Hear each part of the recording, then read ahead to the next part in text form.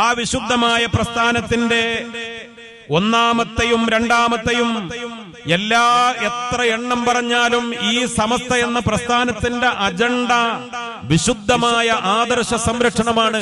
അഹ്ലുസുന്നത്ത് വൽ ജമാഅ എന്ന നേരായ വഴി സിറാത്തുൽ മുസ്തഖീം ഇവിടെ സംരക്ഷിക്കലാണ്.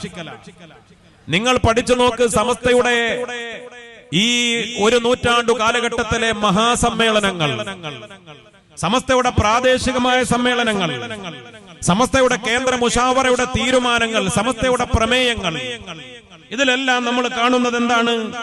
അഹ്ലുസുന്നത്ത് വൽ ജമാഅ, സുന്നത്ത് ജമാഅത്തിന് എതിരായി വരുന്ന ബിദ്അത്തിനെ പൊളിച്ചു കാണിക്കലും അവരുടെ ക്രൂരമായ മുഖം, അവരുടെ വിഷലിപ്തമായ ആശയങ്ങൾ ഈ ഉമ്മത്തിന് ബോധ്യപ്പെടുത്തലും, അതാണ് സമസ്തയുടെ ലക്ഷ്യം.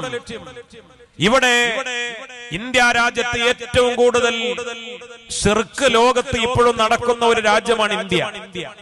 നമുക്കറിയാമല്ലോ, ലോകത്ത് ഏറ്റവും കൂടുതൽ ശിർക്ക് നടക്കുന്ന ഒരു രാഷ്ട്രത്തിലാണ് സമസ്ത രൂപീകരിക്കപ്പെട്ടത്, സമസ്ത ഇപ്പോഴും പ്രവർത്തിക്കുന്നത്. ഒരുപാട് കുഫ്രിയത്തിന്റെ പ്രസ്ഥാനങ്ങളും കുഫ്രിയത്തിന്റെ മതങ്ങളും കുഫ്രിയത്തിന്റെ ഇസങ്ങളും വിശ്വാസങ്ങളും ഉള്ള നാടാണ് നമ്മുടെ ഇന്ത്യ, നമ്മുടെ ഈ കേരളം.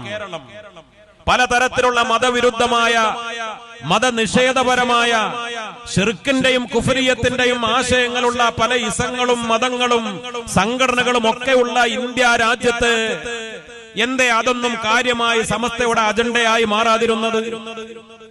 ഇവിടെ എത്രയോ കാലം ക്രിസ്ത്യൻ മിഷണറികൾ മലബാർ ഉൾപ്പെടെയുള്ള പ്രദേശങ്ങളിൽ പ്രവർത്തിച്ചിട്ടുണ്ട്.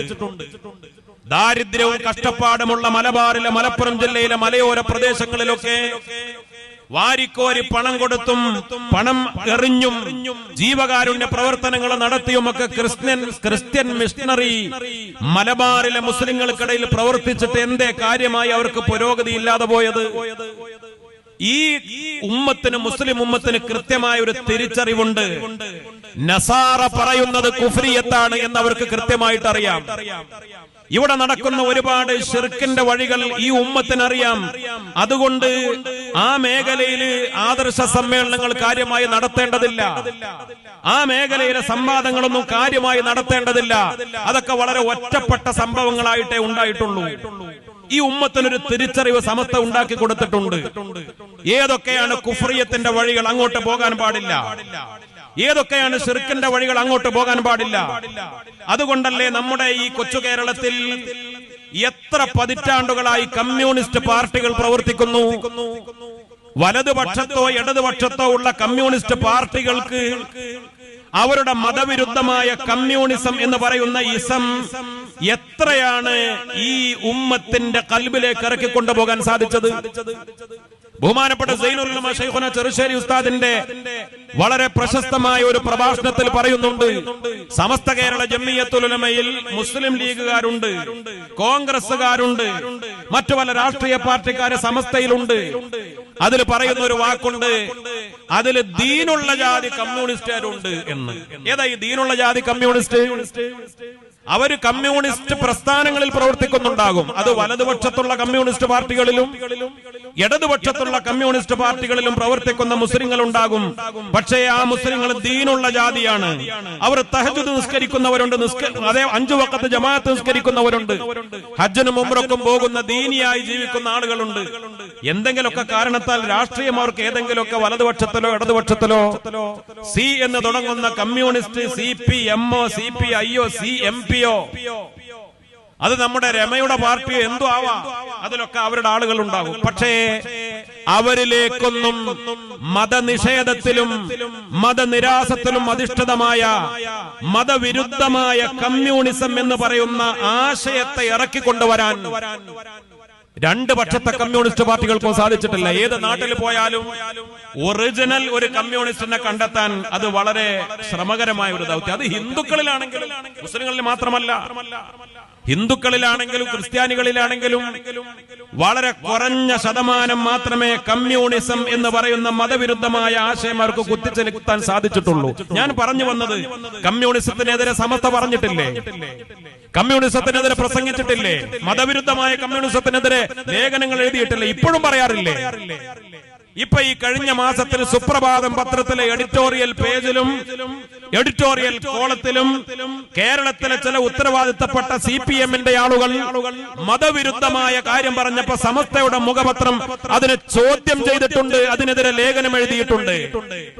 ജാഗ്രതയോടുകൂടെ സമസ്ത കേരള ജംഇയ്യത്തുൽ ഉലമ ഈ ഉമ്മത്തിന്റെ ഈമാനിനെ പോക്കറ്റടിക്കാൻ, ഈ ഉമ്മത്തിന്റെ ഖൽബിൽ നിന്ന് ഈമാനിനെ കട്ടുകൊണ്ടുപോകാൻ ഏതൊക്കെ ക്ഷുദ്രശക്തികൾ ശ്രമിച്ചാലും 24 മണിക്കൂറും ജാഗ്രതയോടുകൂടെ നോക്കിയിരുന്ന് അതിനെതിരെ കോട്ടകെട്ടി കാത്തിരിക്കുന്ന പ്രസ്ഥാനമാണ് സമസ്ത കേരള ജംഇയ്യത്തുൽ ഉലമ. പക്ഷേ ഇതിലൊരു അപകടമുണ്ട്. നേർക്ക് നേരെ വരുന്ന കുഫ്രിയത്തിനെ തിരിച്ചറിയാൻ ഈ ഉമ്മത്തിനറിയാം. നേർക്ക് നേരെ വരുന്ന ശിർക്കിനെ തിരിച്ചറിയാൻ ഈ ഉമ്മത്തിനറിയാം. പക്ഷേ പാത്തും പതുങ്ങിയും ഒളിച്ചു കടത്തലിലൂടെ വഞ്ചനകളിലൂടെ കടന്നു വരുന്ന ദീനീ വിരുദ്ധമായ അപകടങ്ങളെ തിരിച്ചറിയാൻ ശ്രമകരമായ ഒരു ദൗത്യമാണ്. അതുകൊണ്ടാണ് ബിദ്അത്തിനെതിരായ ശക്തമായ പോരാട്ടം സമസ്ത കേരള ജംഇയ്യത്തുൽ ഉലമയുടെ ഒന്നാമത്തെയും രണ്ടാമത്തെയും മൂന്നാമത്തെയും ഒക്കെ അജണ്ടയായി മാറിയത്. സമസ്തയുടെ ഭരണഘടനയും അങ്ങനെ തന്നെയല്ലേ? സമസ്തയുടെ സമ്മേളനങ്ങൾ അങ്ങനെയല്ലേ? സമസ്തയുടെ അറിയപ്പെട്ട ഫറൂഖ് സമ്മേളനത്തിലെ 15 ചരിത്ര പ്രസിദ്ധമായ പ്രമേയങ്ങളുണ്ട്. 15 പ്രമേയങ്ങൾ ഫറൂഖ് സമ്മേളനം അതൊരു നിർണായകമായ വഴിത്തിരിവായിരുന്നു. ആ 15 പ്രമേയങ്ങളിൽ 13 പ്രമേയവും ബിദ്അത്തിനെതിരാണ്, ബിദ്അഈ സംഘടനകൾക്കെതിരാണ്, വഹാബിസത്തിനെതിരാണ്, സുന്നത്ത് ജമാഅത്തിനെ സംരക്ഷിക്കാനാണ്. 15ാമത്തെ പ്രമേയം അവതരിപ്പിച്ചുകൊണ്ട് പാങ്ങിൽ അഹമ്മദ് കുട്ടി മുസ്ലിയാർ ആ പ്രമേയം ആവേശത്തോടെ ആവർത്തിച്ച് പറഞ്ഞു എന്ന് ചരിത്രത്തിൽ കാണാം.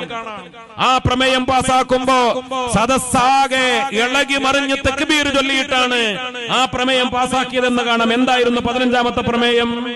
15ാമത്തെ പ്രമേയം പറയുന്നത് യഥാർത്ഥ സുന്നികൾക്ക് മാത്രമേ സമസ്ത കേരള ജംഇയ്യത്തുൽ ഉലമയിലും സമസ്തയുമായി ബന്ധപ്പെട്ട കാര്യങ്ങളിലും അംഗത്വത്തിന് അർഹതയുള്ളൂ എന്ന പ്രമേയം പാങ്ങിൽ അഹമ്മദ് കുട്ടി മുസ്ലിയാർ ആവർത്തിച്ച് പ്രഖ്യാപിച്ചു എന്നാണ് ചരിത്രരേഖകളിൽ കാണുന്നത്.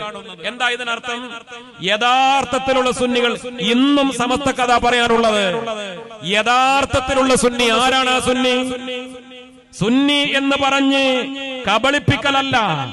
എന്റെ തലേക്കെട്ട് കണ്ടില്ലേ, എന്റെ താടി കണ്ടില്ലേ, എന്റെ കുപ്പായം കണ്ടില്ലേ, എന്നിട്ടാണോ നിങ്ങൾ ഞാൻ സുന്നിയാണോ എന്ന് പത്രക്കാരോട് ചോദിച്ച് കബളിപ്പിച്ചാൽ യഥാർത്ഥ സുന്നിയാവോ? കലർപ്പില്ലാത്ത സുന്നി, യഥാർത്ഥ സുന്നി. അതിനാണ് സമസ്തയുടെ പ്രമേയത്തിൽ പറയുന്നത് ആദർശ വിശുദ്ധിയുടെ നൂറ്റാണ്ടുകളിലൂടെ എന്നത്. ആദർശത്തിൽ ഒരൽപ്പം പോലും കലക്ക് വെള്ളം ചേർക്കാതെ, ആദർശത്തിൽ ഒരൽപ്പം പോലും അതില് കളങ്കമില്ലാതെ വിശുദ്ധിയോടുകൂടെ മുന്നോട്ട് കൊണ്ടുപോകാൻ നമുക്ക് സാധിക്കണം.